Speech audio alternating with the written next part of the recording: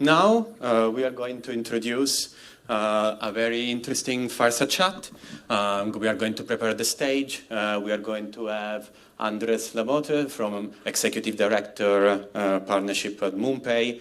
MoonPay is a title sponsor of ETHMilan. ETHMilan is thanks to MoonPay also this year, so thank you very much. Nick is going to support this conversation, and my co-founder Alessandro is going to help moderate in the room. Thank you very much.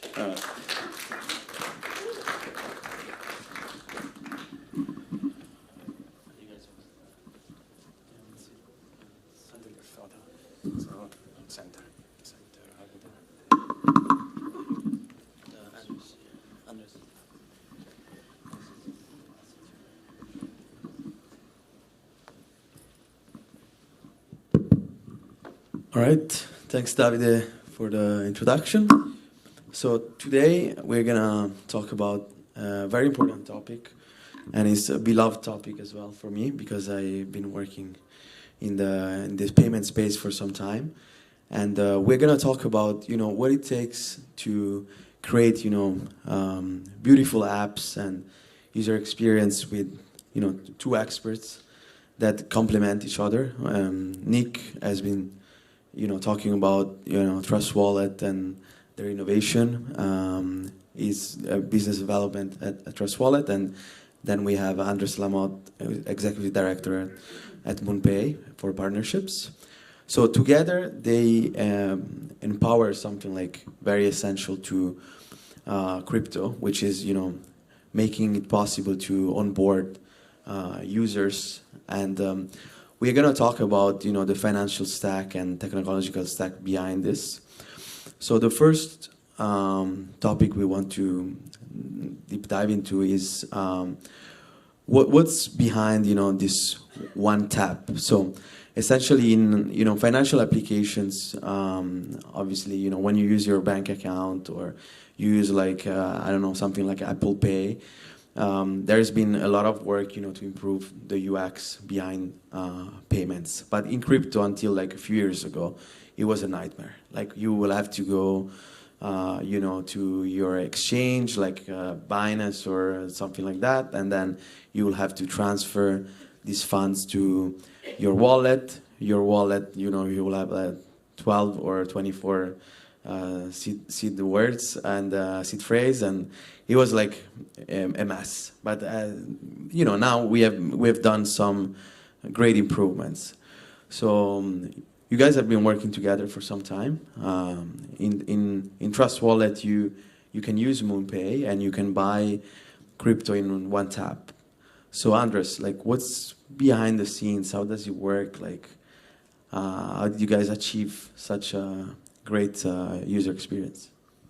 Yeah, absolutely. Is it on? Hello?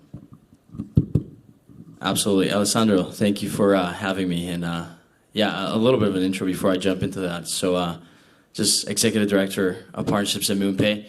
Been at MoonPay for something like 4 years. That's in crypto, a long time. But to that topic, what happens behind that one tap? So many of you guys in the audience have self-custodial wallets.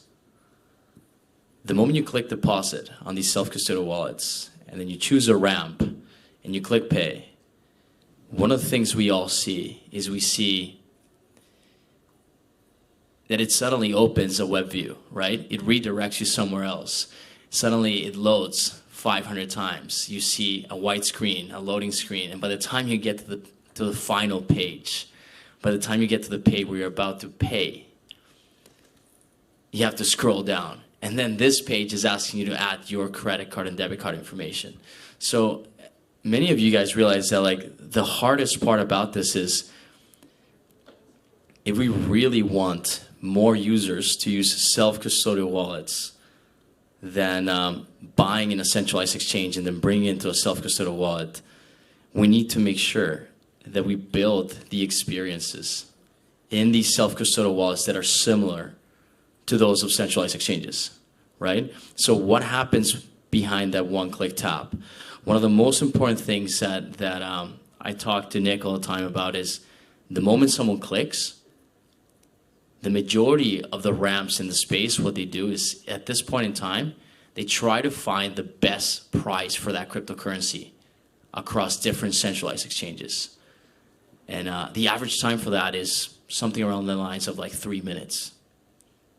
Well, one of the things that MoonPay does behind the scenes that helps move this really fast is we actually have hot wallets for the top 15 tokens.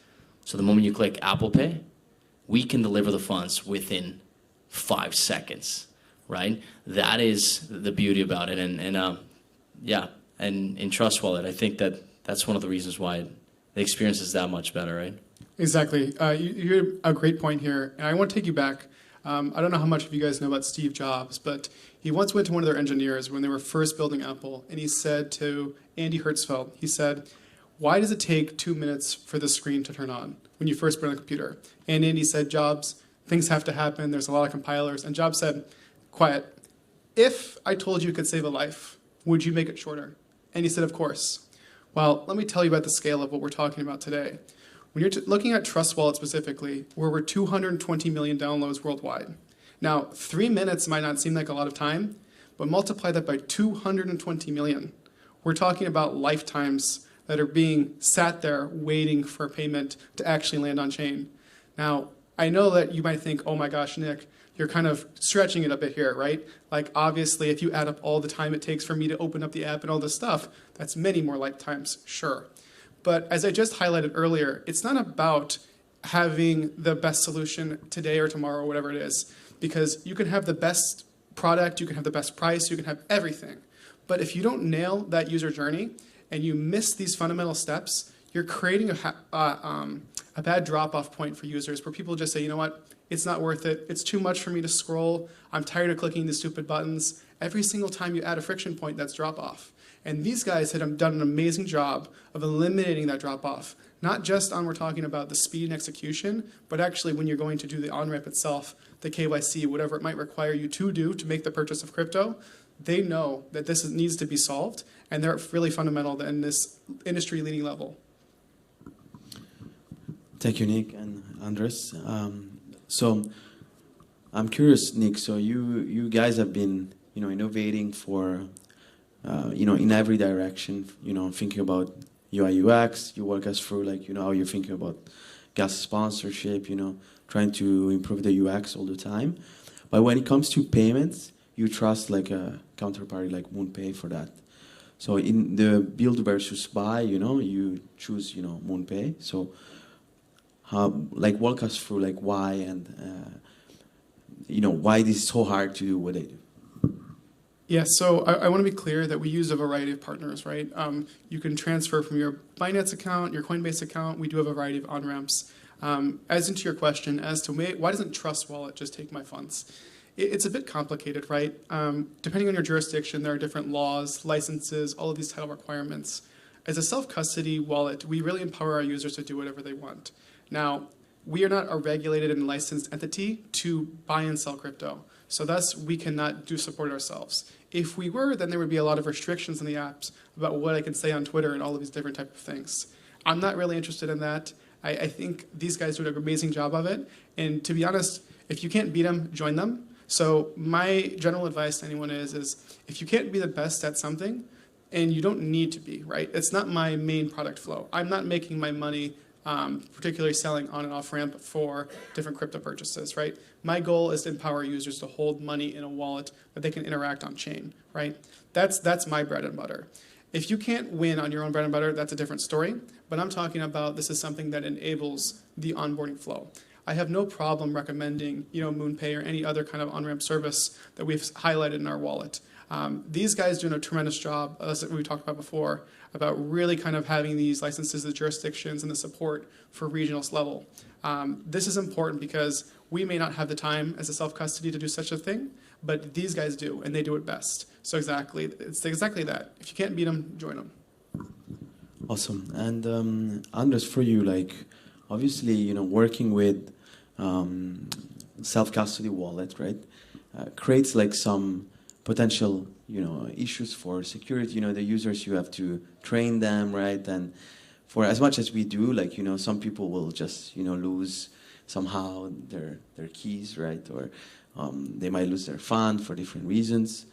So can you kind of walk us through what it takes, for you to, even in terms of education, and what are the challenges in working with self-custody, and how you guys think about that concept and how it complements, fiat on and off ramps? Yeah, absolutely. So I go back to the same part of the conversation that I started a few seconds ago, which is the majority of the users use centralized exchanges simply because it's easier, right? Obviously, there's a lot of trade-offs that we all know. Not your keys, not your crypto. But fundamentally, the experience in a centralized exchange is so much better, right? From the swaps, from the on-ramps, everything is so much easier in a centralized exchange. So what Nick, myself, and some of the other on-ramps and swaps in the space have to obsess over is, once again, every single screen, every single second a user is using an application needs to make user feel the same way they feel in a centralized exchange.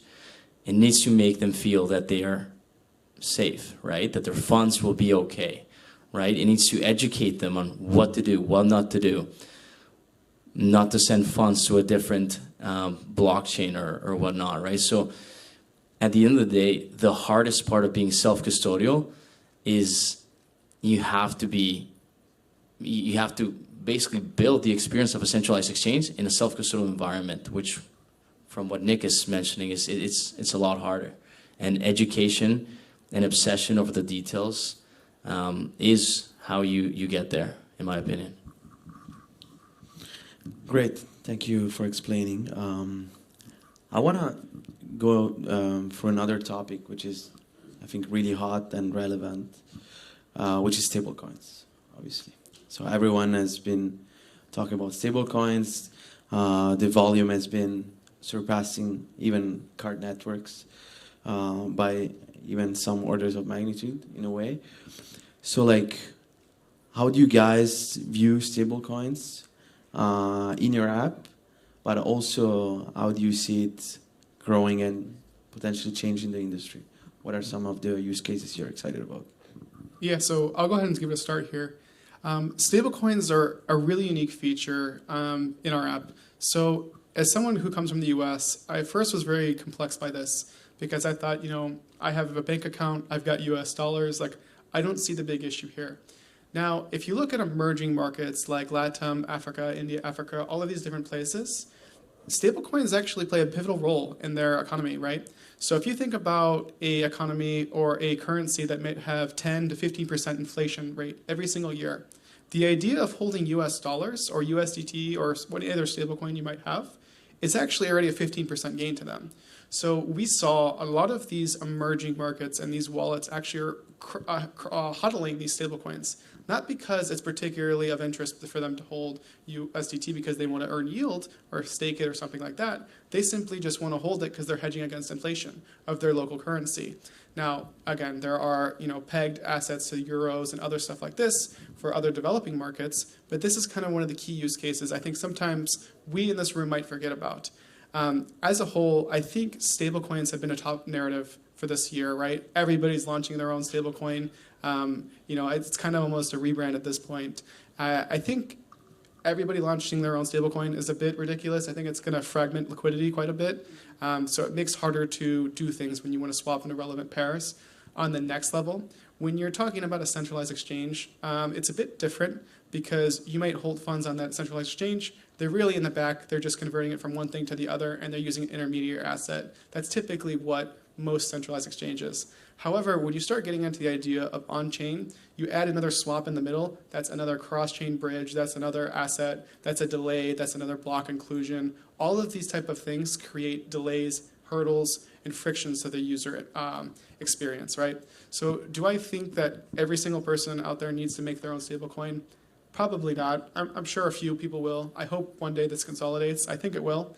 At the same time, I can't understate the importance of stablecoins I use them all the time. I even receive part of my salary in stablecoins. So do I think they're going anywhere? Absolutely not. They're going to play a very pivotal role in the future. And I'd like to add a little bit to what Nick was mentioning, and particularly jump into how you mentioned the fragmentation of many of these, whether it's a bank, whether it's a neobank, thinking about building a stablecoin. I actually do believe that over the next 2 to 3 years, we're going to see thousands of stablecoins out there in hundreds of blockchains. But Nick, I actually believe that there is a way, and this is actually something we're building at MoonPay, and we're working really closely with a lot of our partners, in which we believe that if you hold USDT on Solana, and I hold USDC on Base, and we're in a self-custodial environment, I do believe that there will be a point where I will send you just a stable coin, and you're not going to care about the underlying asset, right? At MoonPay, over the last 6 months, we built a very cool product called crypto-to-crypto deposit, which allows anyone to bring in whatever asset they hold and just deposit it into the wallet. And automatically what we do is we actually swap that in the background to the asset that wallet uses.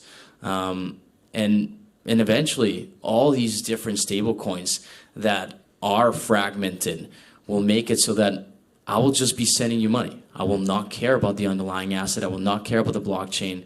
And so that's a little bit how I think it's going to evolve in the future.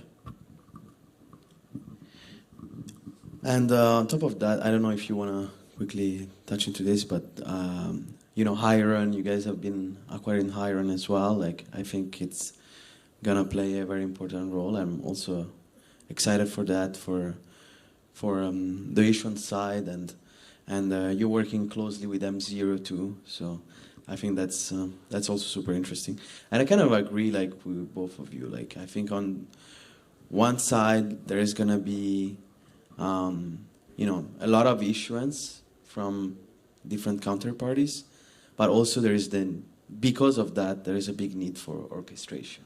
Like, I don't think anyone is going to care, hey, I have USDC, I have USDT, I have USDZ tomorrow. Like, we need, like, to orchestrate and consolidate and yeah, and one of the things, Alessandro, that like our team over the last year really obsessed over was like, if we are going to be issuing stable coins and partnering with companies like M0, we need to make sure that not only we can issue them, but we can support them across every single other product instantly. Yeah. I'll give you an example.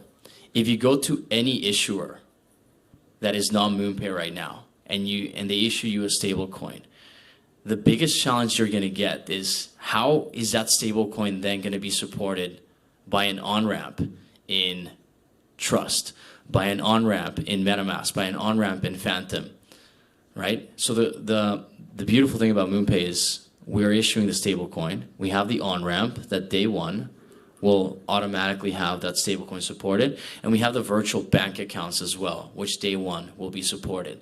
So you add these three things, and it makes it very easy for anyone that wants to launch a stablecoin to have instant movement across everywhere. And a great example to this is Exodus.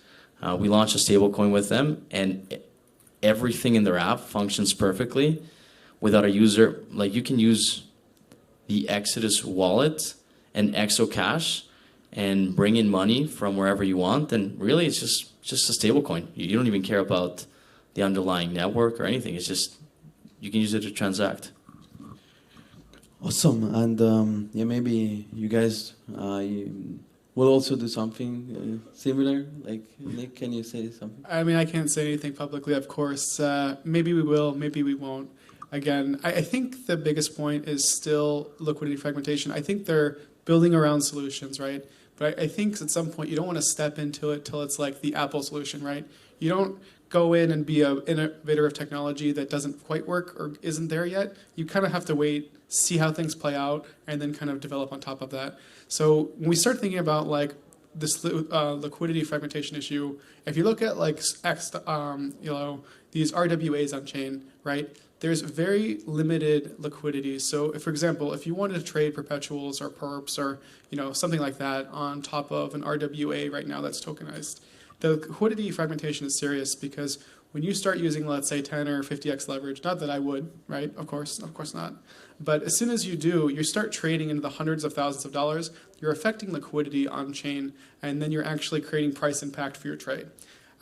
This is the other idea, kind of when you talk about stablecoins, when you're going from, let's say you're trading a few 100,000 or a few million, then you're going to start to run into problems, right? Now, I understand that maybe not everybody in this room has that problem, but at some point, these friction points need to be solved. It will just take a matter of time for liquidity to be built on chain and for people to adopt, people to stake, to yield, all of this type of things. But at the same time, I do kind of pause at a moment like, are stablecoins the narrative right this minute? Sure. Are they perfect? No, I think there's room for improvement. But I think building the solutions is the groundwork of what we're trying to do. You can't solve problems without first laying out what the problems are and building solutions on top of them. I think everybody in this room will kind of continue to iterate and make these solutions better, but it has to start somewhere today. So you both built, critical infrastructure for the sector. MoonPay for payments, Trust Wallet for, wallet, and you both have, tens of millions users. You had like great success.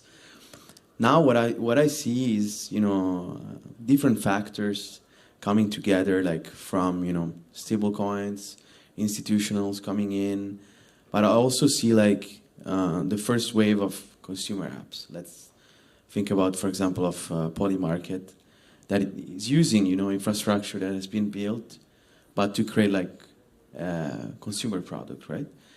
And you have these consumer apps coming in, you have perpetuals, you have like, lots of different innovative solutions that are emerging in the sector. And so for you, which one is it gonna be like that it's gonna unlock the next wave of growth, and why?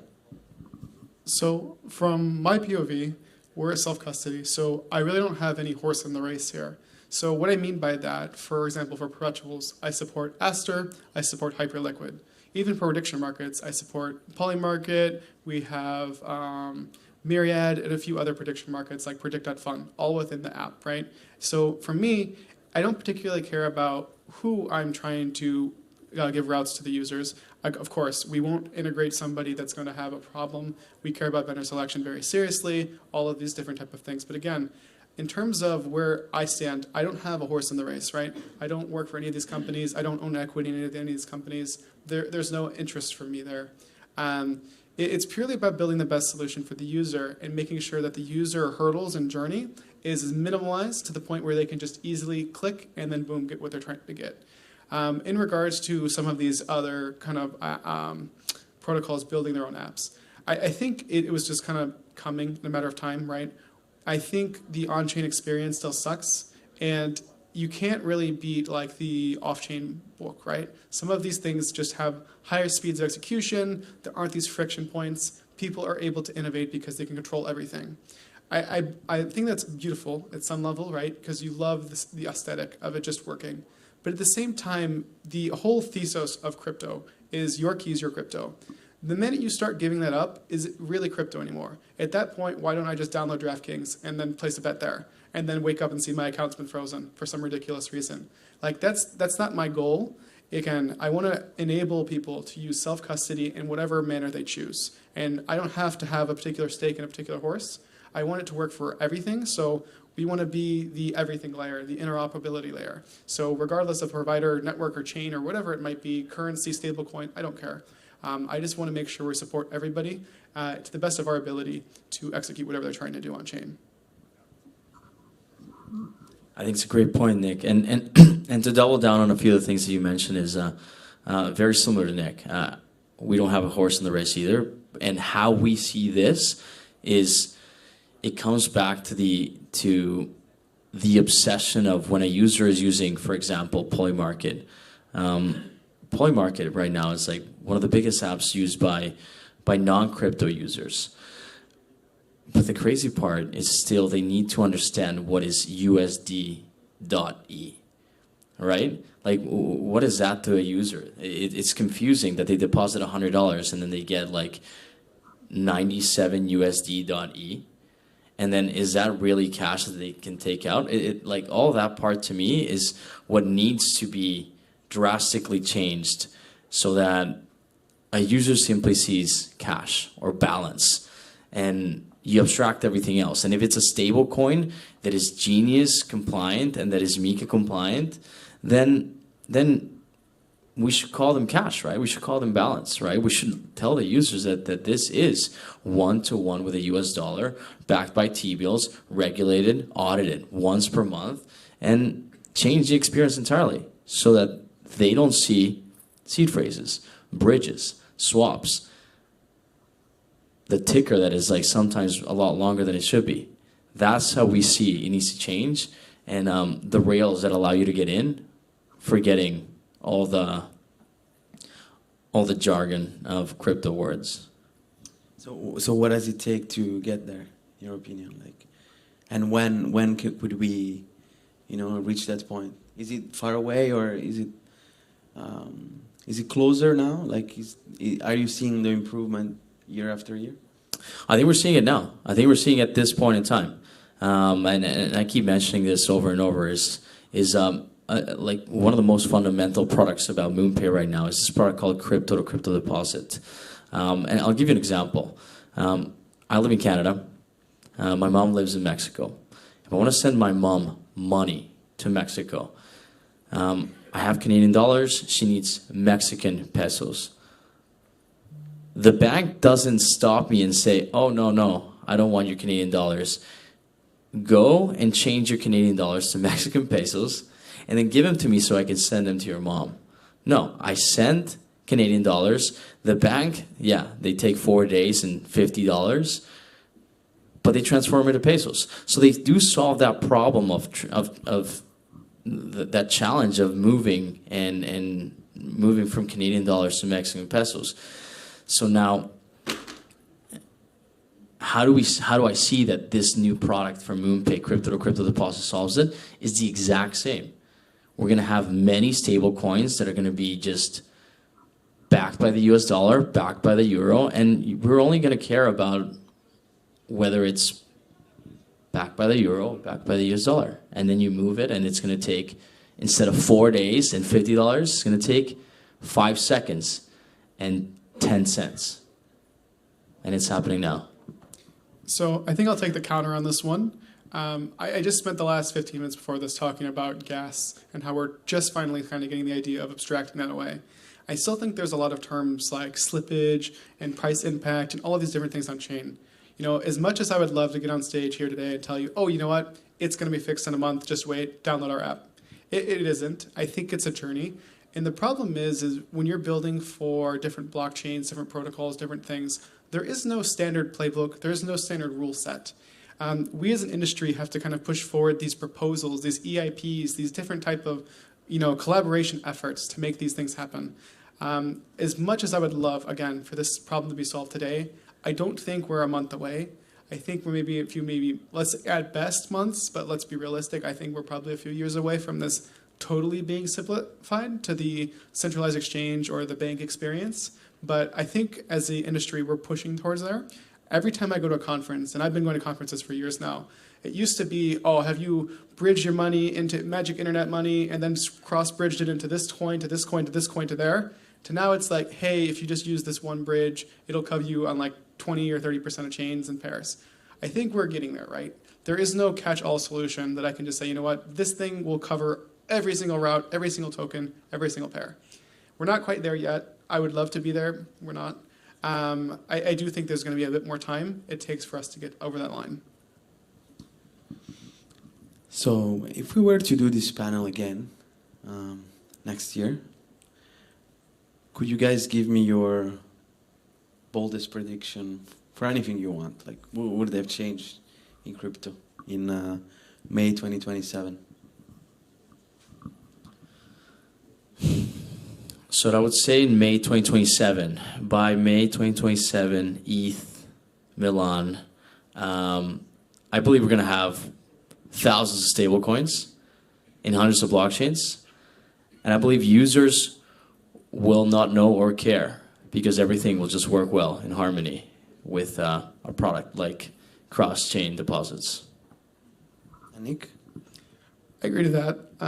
I think what I would love to see in the next year is what about we do this, or maybe we add something like ZK and we start solving the KYC issue. I think that'd be a big one, especially as you start using some of these prediction markets that are now requiring KYC. You need KYC for on-ramp. In a given jurisdiction, you might have to limit trades because of local regulations. I think the idea of a zero knowledge or some kind of KYC shared token to be able to trade, interact on chain without facing these regulatory frameworks, I think that would be amazing to see a unified KYC. I don't know about next year, but I can be optimistic at least once today. Perfect. I believe we have 3 minutes, so maybe we can take one question, if anyone has one.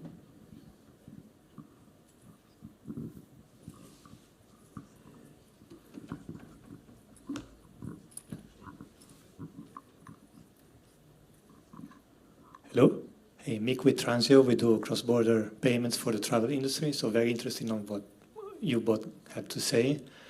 It's a meta question of sorts. So everything that you said applies to my experience. It also applies to my experience as a solo trader or a solo holder. When it comes to me as an individual, definitely I see, and also in my head, I already have the frame of mind of considering my stables as balance, as you said, not as another crypto pair. This, in my opinion, because in my experience, because this is what I'm doing for a living, does not apply to businesses. When I'm trying to sell this concept to businesses, then you go to an accounting department, you have to explain to them that does not require secondary accounting, for example, because this is USD, this is euro. But this is not what the practice in companies and even the regulation is there yet. Especially when it comes to, you cannot have gasless, so you still need to hold a little bit crypto anyway to move that money. How do you see, if I could redo the question that the moderator did, how do you see your focus when it comes to B2B, not to B2C adoption of those things in 1, 5, whatever years? Because I don't see that as optimistic as for B2C. Yeah, so I think the quick clarification on the B2B level, right? So there are industry level solutions, like for example, I think Ripple, they do B2B. So if you have workers in like the US and you need to pay your manufacturing team in China, for example, they do the B2B transfers, right? They've got their own stablecoin, they've got their own network, they do really well at that. So I'm not gonna get too much into B2B, right? On the consumer side, so let's say it's C to B2B or C2B or whatever it might be, right? Let's say I go on some website like a Shopify and all of a sudden I want to pay in crypto. I think that's kind of where we're getting at. So as you were saying, merchants, they don't want me like, I don't want to accept USDT and then USDC and then like USD XYZ, whatever it might be. That doesn't make sense. A merchant, all they really care about is, hey, did the money eventually land in my bank account? And do I get paid for the product that I'm about to ship? Right? That's the ultimate goal we're trying to solve. Now, I know that you guys have a solution. I'll let you probably speak on it. But I think this needs to be abstracted to the point where all I see is a universal serial code, like on my checkout page or on my browser extension. I send any stablecoin I want there. On the back-end side, what's actually going to happen, you're going to swap it or cross-chain bridge it through a router, and then it's going to be converted to the preferred stablecoin, let's say. And then that merchant would have like an IBAN, so a bank account. And then as soon as the currency lands in IBAN, it automatically gets sold at that one-to-one rate and then lands in their account. The merchant's happy, the payment clears. That's how I'm seeing this. I think maybe you guys have a comment on this as well. I think one part that I wanted to also add on is I think you were also talking about how many of these businesses are not ready for these conversations. That it's hard to have these conversations because you need to educate them, and not only that, like telling them that they now have to change to what is a stable coin, which has like sometimes not always a great name, which is a cryptocurrency. It is very, very hard to educate someone else that like they now need to change to a stable coin. So what we can do is I think it would be super valuable if Andrea, who's also here on stage, I think he's going to talk in a little bit. But we can sit together and we can tell you how we're talking to businesses both in Web3 and in Web2. But yeah, I feel you. I know where you're going through. Talking to Web2 businesses and getting on the first meeting, it's very hard to start from zero, but someone has to do it. And eventually, I do believe we will get to a place where stablecoins will take over a lot of Web2 businesses, and it's just a matter of time. And we need just one big Uber Eats or DoorDash to do it, so that everyone else feels that FOMO and then starts exploring it. Absolutely, thanks. Okay, that's a wrap. Sorry. Well, that's a wrap. Thank you guys for the great conversation, and maybe we'll talk again next year like we predicted. And yeah, thanks for having this conversation. Thank you, everyone.